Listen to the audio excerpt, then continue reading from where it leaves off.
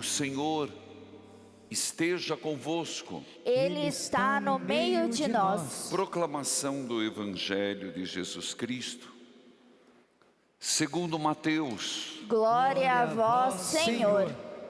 Naquele tempo, Jesus voltou ao templo. Enquanto ensinava, os sumos sacerdotes e os anciãos do povo aproximaram-se dele e perguntaram: com que autoridade fazes estas coisas? Quem te deu tal autoridade? Jesus respondeu: também eu vos farei uma pergunta. Se vós me responderdes, também eu vos direi com que autoridade faço estas coisas. De onde vinha o batismo de João? Do céu ou dos homens? Eles refletiram entre si. Se dissermos do céu, ele nos dirá: por que não acreditaste nele?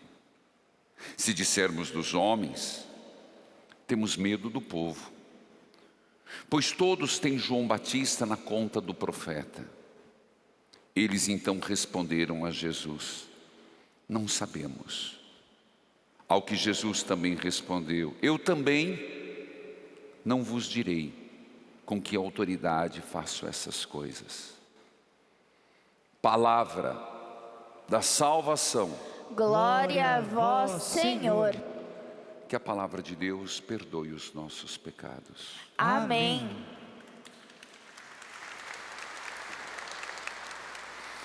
Querido povo de Deus, ainda estamos sob o efeito de termos celebrado nossa padroeira, Nossa Senhora de Guadalupe, ontem com tão grande intensidade,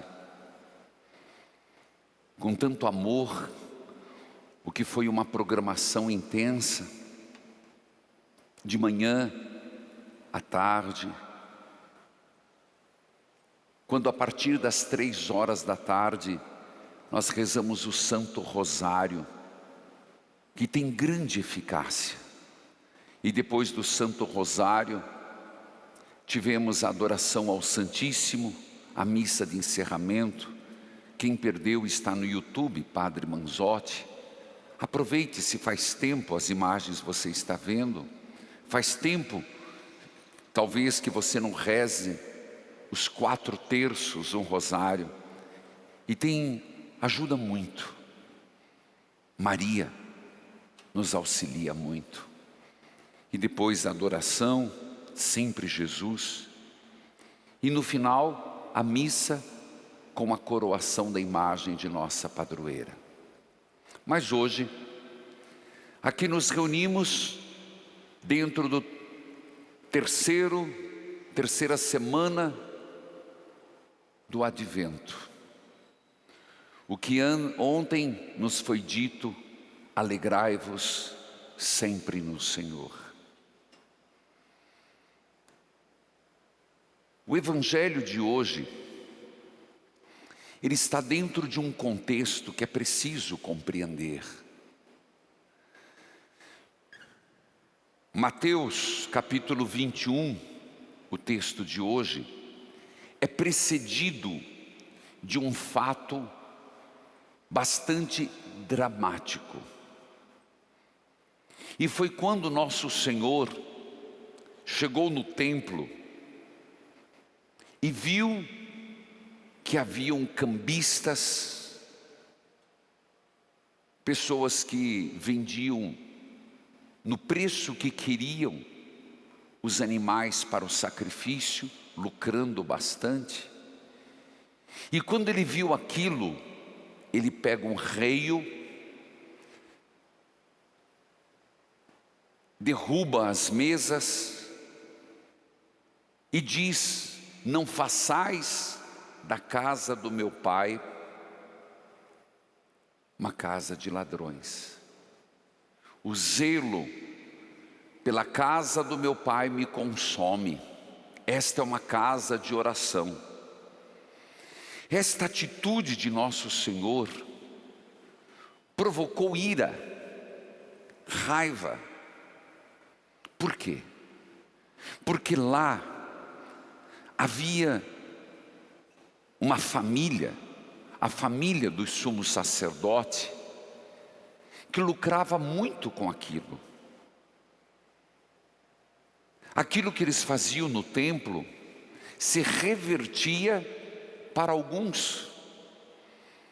E quando Jesus desmonta, não as mesas, aquela estrutura, provocou neles raiva, provocou neles uma decisão que eles tomaram aquele dia: vamos achar um jeito de matá-lo. Esse é o contexto, tá? Para entender hoje. Porque Jesus fez aquilo, depois saiu, o relato de Mateus conta que foi na figueira, não tinha frutos, foi em outro lugar, foi em todo lugar, e voltou para o templo, num dos pátios do templo. E foi quando, então, se dá o evangelho de hoje. Os sumos sacerdotes e os anciãos do povo vão perto de Jesus e fazem uma pergunta: com que autoridade fazes estas coisas? Mas estas coisas o quê? Está claro. Ter destruído a mesa, ter dito que aquilo não era lugar para comércio, ter dito que eles estavam ludibriando, ter dito que aquela circunstância não levava à santidade, que aquilo que eles faziam, mais do que levar a um relacionamento com Deus, faziam as pessoas serem excluídas, porque o pecador nunca se sentia acolhido. Aquele que mais precisava de Deus se sentia rechaçado. Mas veja que no fundo ele estava dizendo: com que autoridade você mexe na lei? Com que autoridade você faz essas coisas diferentes? Com que autoridade você fez o que fez? Meus irmãos, eles não estavam querendo saber. Lá no fundo do coração, não havia busca da verdade. Lá no fundo da alma daqueles homens, não havia um desejo de mudança. Eles apenas queriam saber a legitimidade do que Jesus fez. Jesus, ele perscruta os corações. Ele sabe, inclusive de mim e de você, quando há retidão, quando há busca sincera, quando não há hipocrisia, quando o coração, a alma, o pensamento está voltado e querendo as coisas de Deus. O Senhor sabe. De Deus a gente não esconde. De Deus não tem como esconder o que pensamos, as nossas motivações. E é impressionante na Bíblia que quando Jesus percebe que há falsidade, nosso Senhor tem atitudes bastante duras. Por isso, nosso Senhor sabia que qualquer resposta não seria ouvida por eles. Então ele lança uma pergunta, o que chama-se maêutica, é um processo que ele faz. Ele responde uma pergunta com outra pergunta. Na verdade, vejo aqui, no fundo, ainda uma tentativa de Jesus em convertê-los. Ainda uma tentativa de chamá-los à sã consciência. Ainda uma tentativa de chamar a pessoa às suas motivações mais profundas.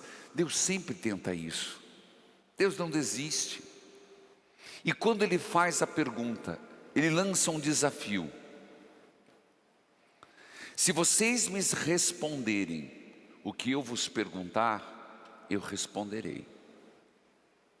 Percebe que Jesus está dizendo, se vocês pensarem, avaliarem e responderem honestamente, sem mentiras, se eu perceber verdade na tua busca, se eu perceber autenticidade no teu querer, então eu te responderei. E ele pergunta, e o batismo de João? É do céu ou dos homens? Às vezes a gente se pergunta, mas é uma pergunta sem muito sentido, não. João Batista era tido como profeta. João Batista foi muito bem aceito.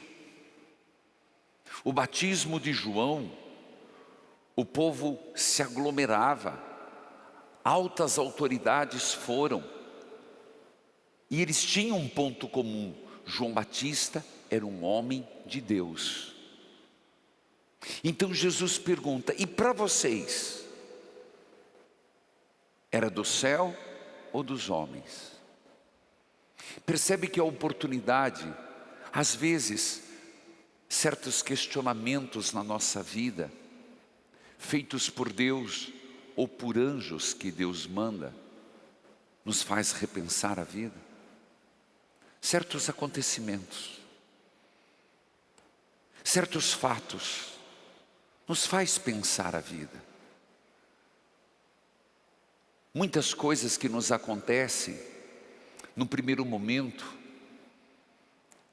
é uma tragédia, mas depois nos faz pensar, refletir. É o caso de Jesus.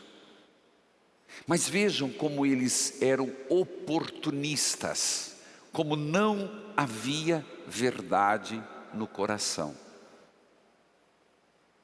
Se nós começar a cochichar, o que você acha? O outro disse, é perigoso. Se falamos que é do céu, ele vai dizer, por que não acreditais? Se falamos que é dos homens, a multidão vai nos pegar. Eles não foram verdadeiros, eles foram oportunistas. Meus irmãos, Deus não quer oportunistas. Deus não quer que eu e você inclinemos para onde o vento nos leva. Deus não quer que nós sejamos conciliadores de valores que não servem. E é mais ou menos isso que a gente faz. Somos cristãos,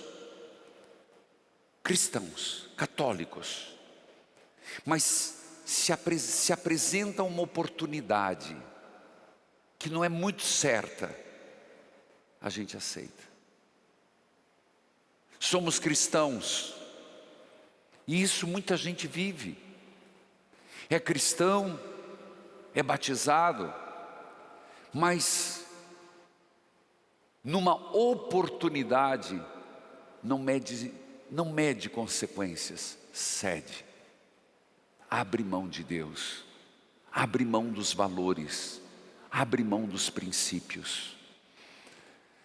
E há certas coisas, meus irmãos, que são inegociáveis. Uma delas, e eu diria só ela, é Cristo. Não dá para negociar Cristo. Aquele que negociou Cristo por 30 moedas de prata, o arrependimento, ou melhor, não se arrependeu. O desespero foi tanto que se matou. Pedro se arrependeu, foi perdoado. Lembremos que há certas coisas que a gente deveria colocar na vida. Isso para mim é inegociável. Isso eu não vou abrir mão, custe o que custar. E porque eles tiveram a oportunidade e não o fizeram, Jesus disse: eu não lhes responderei. Alguém poderia dizer: mas Jesus não quis dar uma resposta embaraçosa. Não. Ele quis mostrar, trazer à tona a má vontade dos seus ouvintes. Ele quis desmascará-los e mostrar a hipocrisia que tinha dentro. É um texto um tanto difícil, mas é um texto que é feito para mim e para você. E foi feito por Mateus nos anos 70, 80, para todos aqueles que queriam ser cristão e ceder a muitas coisas do paganismo romano. Entendeu o motivo? Sou cristão, mas não me custa algumas coisas ceder à idolatria. Não me custa ceder algumas coisas aos valores do mundo. Por isso, a oração inicial do Oremos hoje diz assim: que a luz venha dissipar as trevas. O que Jesus estava querendo dizer assim é dissipar as trevas daqueles homens. É hora de tomar a decisão. Não dá para ficar em cima do muro. Não dá para fingir que aceita.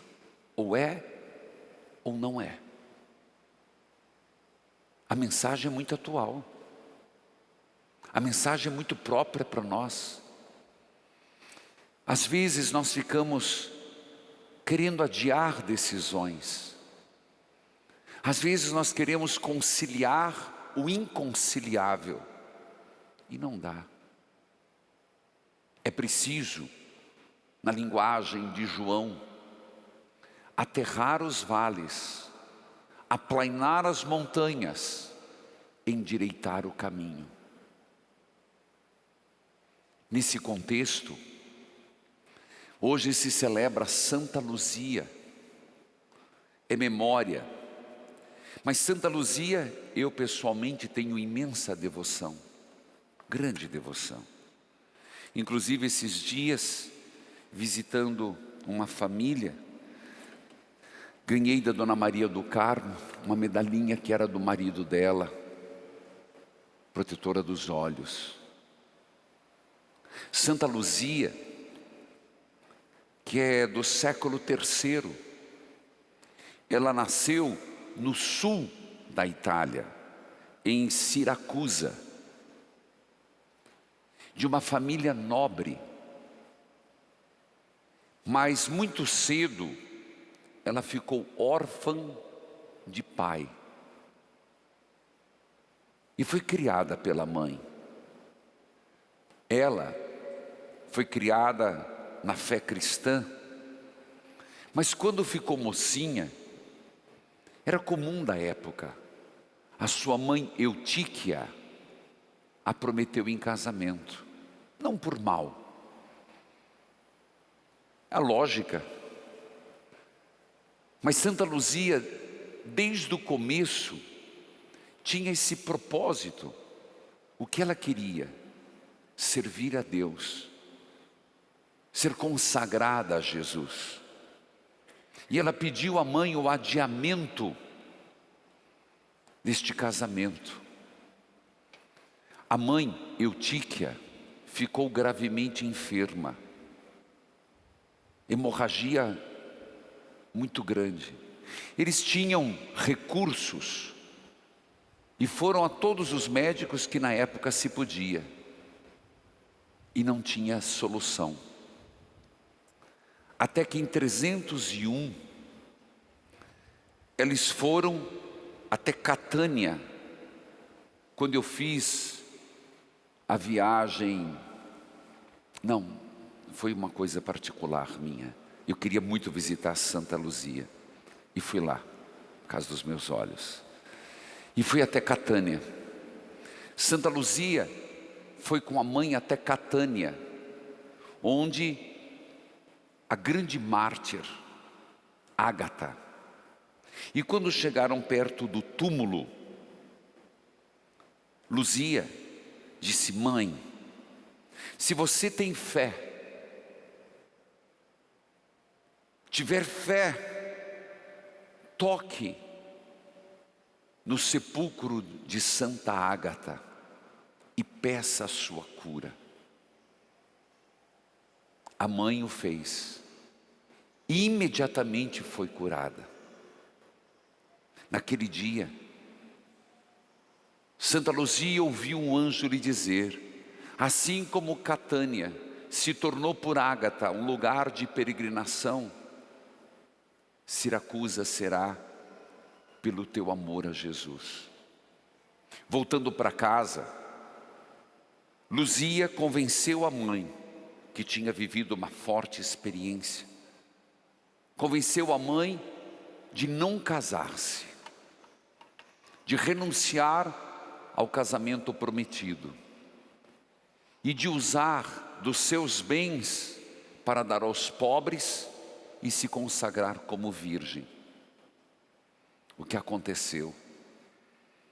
Aquele que estava prometido como noivo em casamento, se sentiu humilhado e denunciou Luzia ao governador daquela região. Lembrando que na época o imperador era Diocleciano.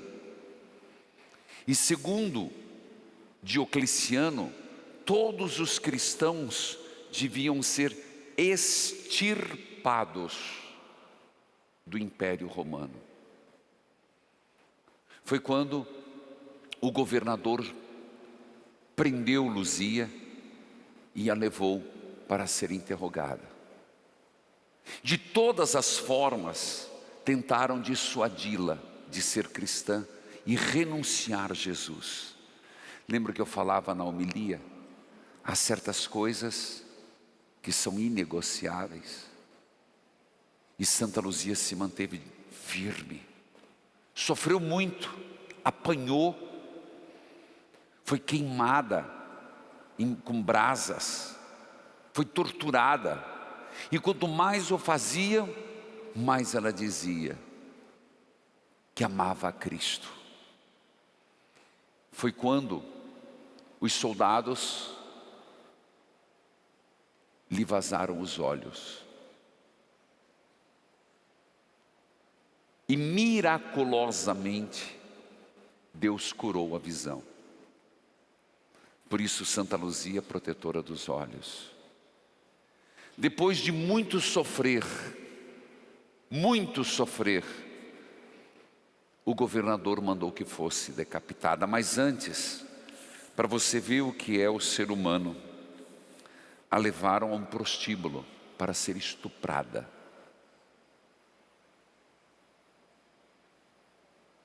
Mas dizem os relatos que o seu corpo pesou tanto que não conseguiam removê-la.